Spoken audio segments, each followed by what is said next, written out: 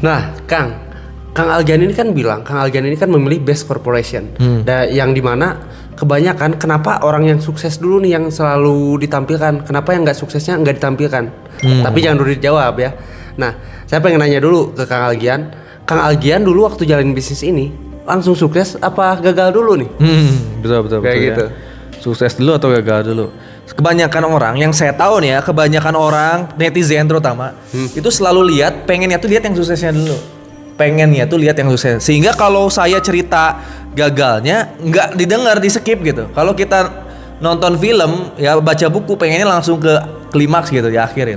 Betul. Sama ketika saya banyak cerita proses, banyak yang nggak mau denger, taunya tuh pengennya tuh Kang Algian tuh dapat apa. Pas udah hasilnya. Udah hasilnya. Makanya kenapa orang-orang mungkin terstigmanya kenapa yang berhasilnya mulu, sebenarnya banyak yang menceritakan proses. Ya. Nah, kalau saya dulu ketika memulai apakah langsung berhasil? Enggak. Saya kira langsung berhasil gitu kan. Boro-boro. Jadi ketika saya pertama kali daftar, tetap saya juga ilmunya mah nggak ada apa-apanya ya.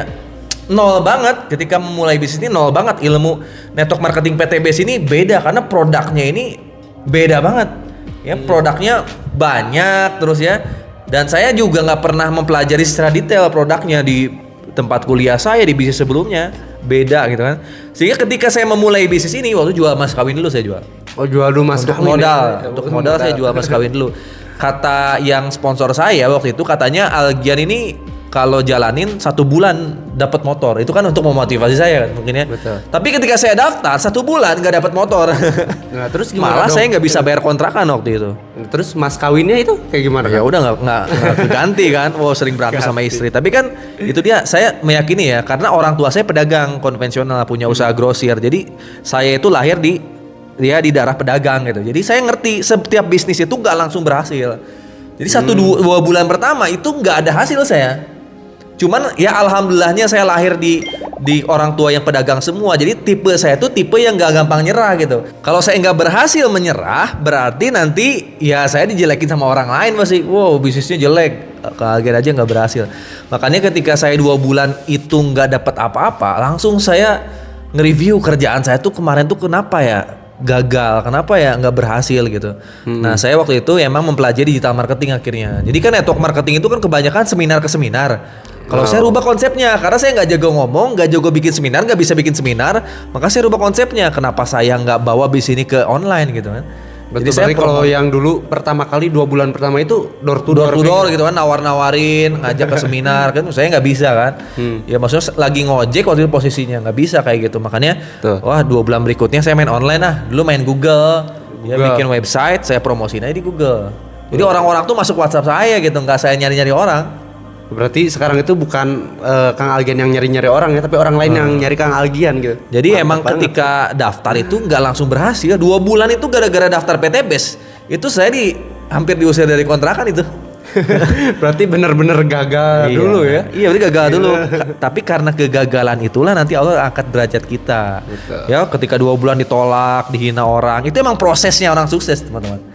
Jadi di bisnis konvensional itu kalau gagal tuh modalnya gede. Kalau di PTBS gagal itu nggak ada risiko gede, paling dihina doang. Tapi ketika dihina bisa naik langsung kita. Benar. Berarti emang ya ketika kita gagal itu yang membedakan itu kalau kitanya diem berarti udah gitu kan gagal aja. Tapi kalau kitanya evaluasi kayak Kang Algian, hasilnya ya beda kan sekarang kayak gitu. Sebenarnya nggak akan ada orang yang gagal, ujung-ujungnya itu bakal berhasil karena orang yang berhasil itu pasti gagal dulu. Kalau orang yang di awal ngerasa gagal berhenti, nah itu lah yang gagal beneran gitu. Tapi kalau gagal nggak berhenti, itu gagal step selanjutnya berhasil gitu. Gitu. Nah itu ya, itu kan yang tadi tuh yang pertanyaan yang Kang Algian ini gagal dulu atau langsung berhasil kan. Nah cuman balik lagi Kang ke pertanyaan yang sebelumnya kan ada tuh, kenapa yang ditampilin itu yang sukses gitu kan? Betul. Kenapa yang ditampilin oleh mitra-mitra PTBS itu selalu yang sukses? Iya. Karena emang harus seperti itu kalau kita mau menciptakan pebisnis selanjutnya. Jadi untuk motivasi kah? Ya, untuk memotivasi intinya. Tapi ya ngapain juga kita nyeritain yang gagal, kan nggak ada untungnya buat kita.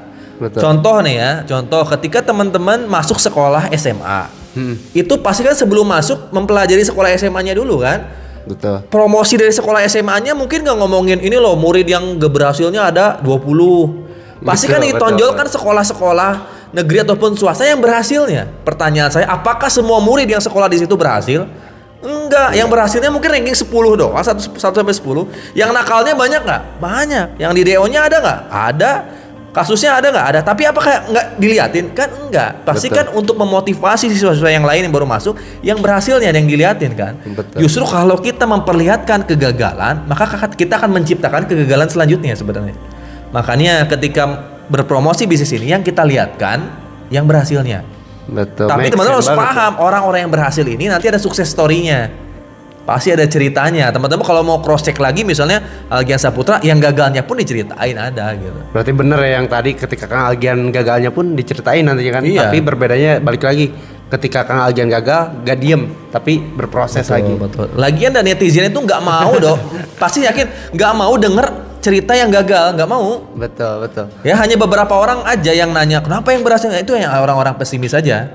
Dan Oh, walaupun dia yang pesimis itu akhirnya tertarik dan nggak akan jalan. Jadi ketika teman-teman mau mulai bisnis ini, teman-teman harus mau menikmati gagalnya, baru menikmati hasilnya.